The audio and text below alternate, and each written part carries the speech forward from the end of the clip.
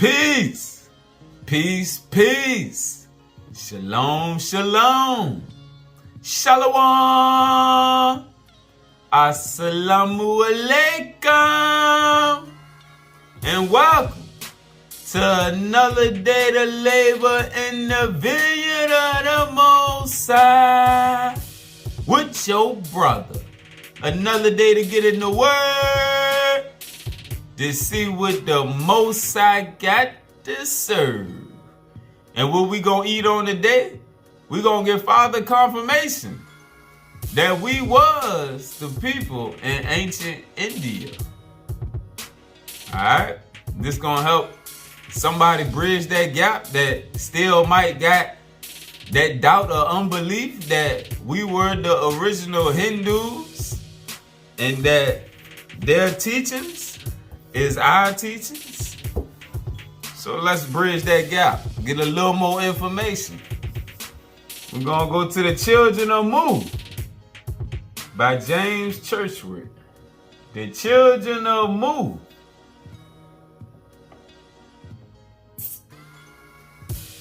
Mu, another name for Lemuria, the island that disappeared along with Atlantis due to our wickedness. So we're going to start in chapter 11 called India. It was India who stood foremost for thousands of years, holding together and carrying on the earth's first great civilization after the destruction of the motherland. Other nations held the civilization for a time, but all except India soon began to fall back and many disappeared.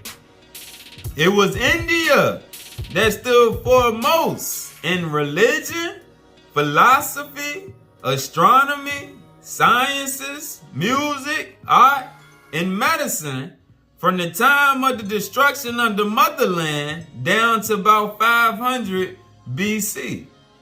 No other nation could stand as her rival or compete with her in all branches of knowledge. The world generally knows nothing of this. Historians have utterly failed to show and to credit India with the civilization of ancient date. Yet the Akkadians, Sumerians, Babylonians, and Upper Egyptians were her offspring. The world will have us to believe that Egypt is just the cradle of all things. But it's not true. We already know about the ancient Americas, Atlantis, Mu.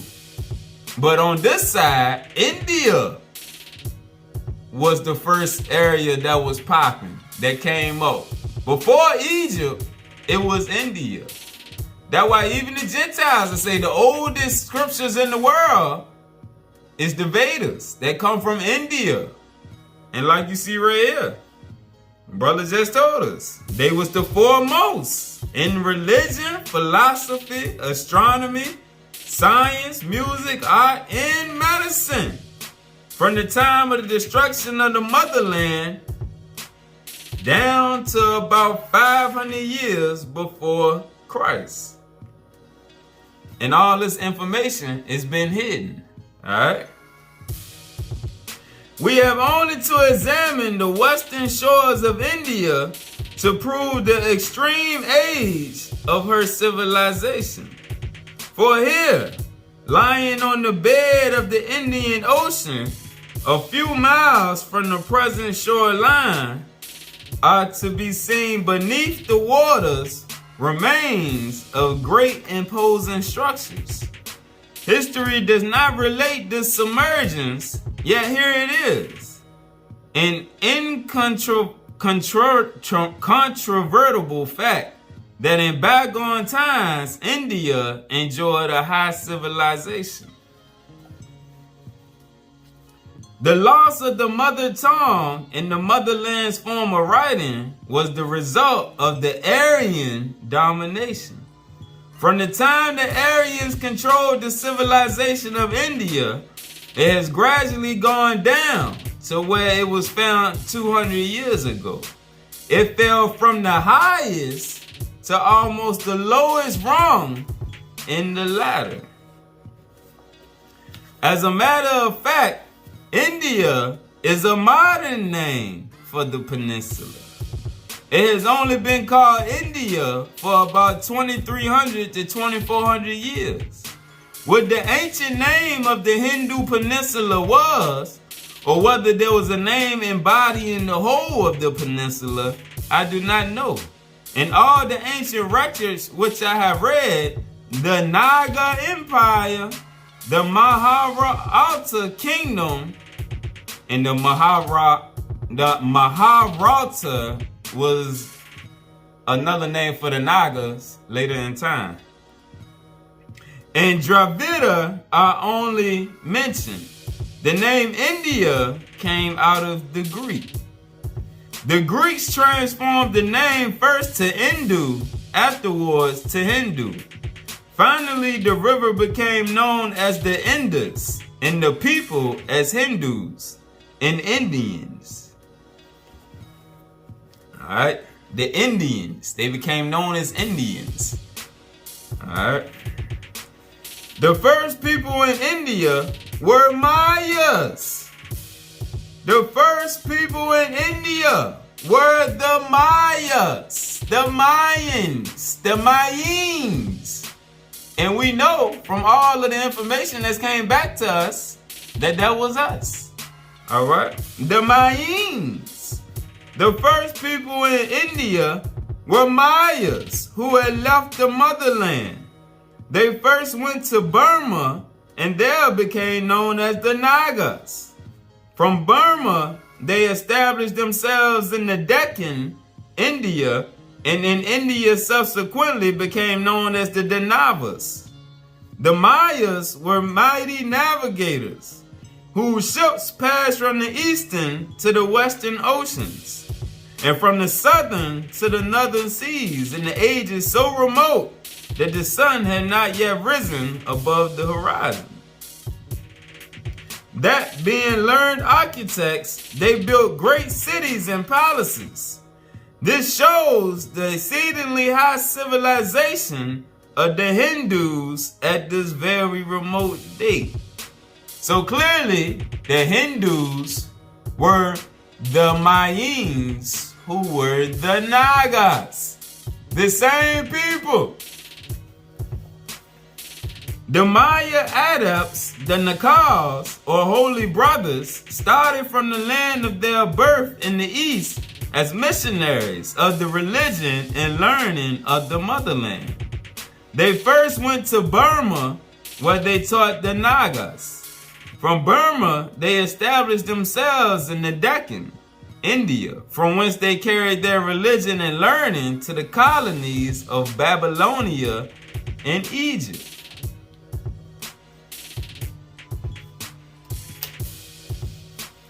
While modern Hindu historians look upon the Ramayana and some other Hindu writings as myths, the Hindus themselves do not.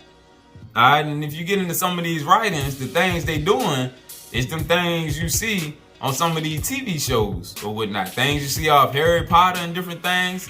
The abilities that we had. Alright? The same abilities that you be seeing on some of these shows. If you read some of these old Hindu writings, people think that a lot of that stuff is myths. But it's abilities that we once had. And that's what the brother about to say. While modern Hindu historians look upon the Ramayana and some other Hindu writings as myths, the Hindus themselves do not. They know better. So do I. We know their origin and from what they were taken. They are not myths. They are histories written in the usual style of their time. They are, generally speaking, extremely symbolical, and because historians have failed to understand these symbolical writings, they have classified them as myths.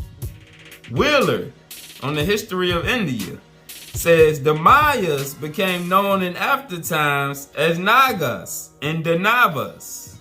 Wheeler might have been more explicit and have said the Mayas came to India as Nagas and afterwards became known as the Navas. The traditions of the Nagas are obscure in the extreme. They point, however, to an ancient Maya or Naga empire in the Deccan, where the modern city of Nagpur stands. The traditions of the Nagas are not so very obscure. The Nagas formed the first Hindu empire. The Nagas, them niggas, formed the first Hindu empire. Their first king was called Rama. Oh, let's keep going. The Brahmins, it is well known, borrowed their system of cosmogony and acquired the knowledge of astronomy as well as other sciences of civilization from the highly civilized Nagas, whom afterwards they relentlessly persecuted. So the Brahmins came in just like the Aryans, the same way the Gentiles did us in other areas. They came in, retrieved our information, and turned against us. Alright? The Brahmins, it is well known, borrowed their system of cosmogony and acquired the knowledge of astronomy as well as all other sciences of civilization from the highly civilized Nagas, whom afterwards they relentlessly persecuted. Here it is plainly seen that the Brahmins were responsible for dragging India down from her foremost place among nations. It is here illustrated that when the wisdom and teachings of the Nagas were withdrawn, the Brahmins at once commenced the downward fall in the sciences, giving evidence that is incontrovertible that the persecution and driving out of the Naga scientists, the teachers of the Brahmins, was the death knell to India's supremacy in the sciences and her high position among nations. When the Nagas could stand the persecution no longer, those who could took their books and records and went into the mountains on the north, settling in monasteries on the southern slope of the Himalayas. So the Nagas, who was able to escape, just took their things and left into the mountains to avoid the persecutions that was going on to our people. It is clearly and distinctly shown that the civilization of India ranked among the foremost in the world. Thousands and tens of thousands of years ago, tens of thousands of years before the Aryans made a settlement in India. It clearly and distinctly shows that the Aryans were inferior in civilization, arts, and sciences to the highly civilized Nagas, into whose country they entered. It is clearly and distinctly shown that the Aryans obtained their civilization and what arts and sciences they knew from the Nagas. The Brahmin priesthood first learned what they could and then persecuted the Nagas to extinction. The Brahmin priesthood first learned what they could. The same way when the Gentiles came over here to the Americas and found us, they learned what they could, and then it was all over. The Brahmin priesthood first learned what they could, and then persecuted the Nagas to extinction. Alright? So hopefully, this give another piece of the puzzle for us to run with. To see that all of that ancient Hindu teachings, that was all our stuff. The teachings of Krishna, that's why they hide what he looked like. This was all our stuff. So this is further confirmation for us to get the truth that's been hidden about our history.